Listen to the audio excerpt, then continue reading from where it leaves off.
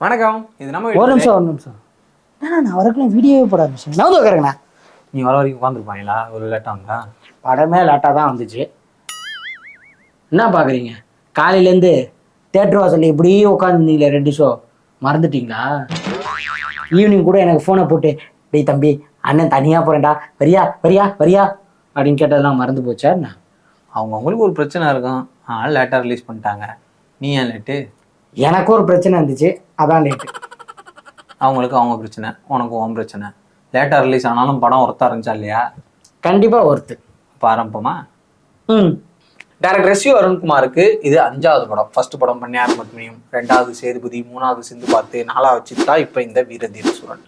அவர் இதுக்கு முன்னாடி எடுத்த படங்கள்லேயே ஒர்த்தான படம், பெஸ்ட்டான படம்னு பார்த்தா அது வந்து சித்தா தான். கிரிட்டிக்ஸும் சரி, மக்களும் சரி அந்த படத்தை பாராட்டி தள்ளினாங்க. ரொம்ப உணர்வுபூர்வமாக அந்த படத்தை வந்து எடுத்திருந்தாப்புல.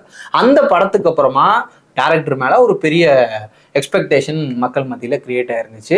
இப்போ அந்த டேரக்டர் வந்து விக்ரம் சார் மாதிரி ஒரு பெரிய ஹீரோ கூட சேர போறாரு அப்படின்னு கேள்விப்படும் போதே எல்லாருக்கும் ஒரு கியூரியாசிட்டி கிரியேட் ஆயிருந்திருக்கும். அதை அதிகப்படுத்துற விதமா இந்த எரியிற தீயில எண்ணெயை ஊத்துற மாதிரி வீரதீர சூரன் பார்ட் 2ன்னு வேற டைட்டில். என்ன அது பார்ட் 2 ஃபர்ஸ்டா? பார்ட் 2 ஏற்கனவே வந்துருச்சா இல்ல எடுக்க போறாங்களா அப்படின்ற ஒரு கியூரியாசிட்டியும் எக்ஸ்பெக்டேஷன் இந்த படத்து மேல பயங்கரமா கிரியேட் ஆயிருச்சு. அது எப்படின்னா நம்ம எல்லாருமே வந்து மாமா கோவம் வந்துருச்சு, பார்ட் 1 பார்த்துட்டு பார்ட் 2க்காக வெயிட் பண்ணுவோம். இவர் இதுலயே புதுசா நான் பார்ட் 2 எடுத்துட்டேன், பார்ட் 1க்காக நீங்க வெயிட் பண்ணுங்கன்னு நம்மளை வெயிட் பண்ண வச்சிருக்காரு. அது பார்ட் 1க்காகவா? பார்ட் 2க்காகவே 2 ஷோ வெயிட் பண்ணோம் சார்.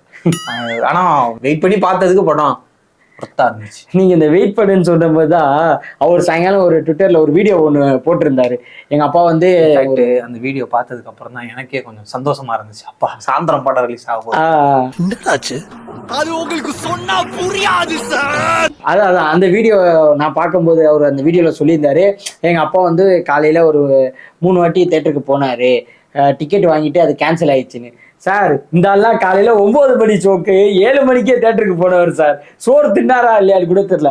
9 மணி ஷோ போய் அதுவும் கேன்சல், 11:30 மணி ஷோக்கு இவர் டிக்கெட் எடுத்து அதுவும் கேன்சல் ஆகி ரொம்பவே வெயிட் பண்ணி பார்த்தாரு.